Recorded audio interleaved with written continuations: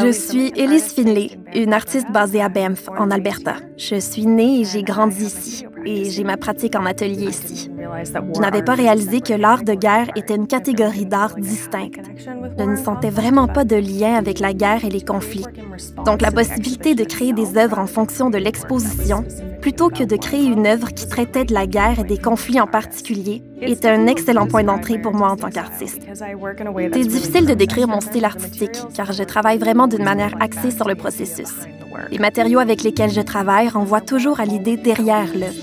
Je veux que tous les éléments, les matériaux avec lesquels je travaille, l'idée et les techniques que j'utilise servent à créer l'œuvre et communiquent entre eux.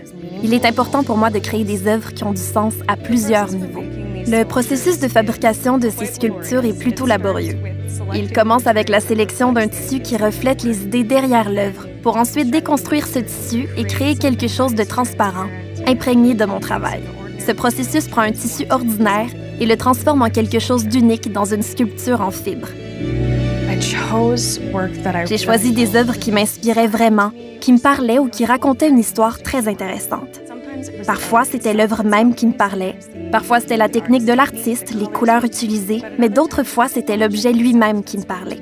J'espère qu'en recréant les objets que je trouve dans les œuvres d'art de l'exposition, qu'à la fin, les gens verront mon travail et ressentiront une connexion plus profonde, non seulement avec ce qu'ils ont vu de l'exposition, mais aussi avec la guerre et le conflit en général.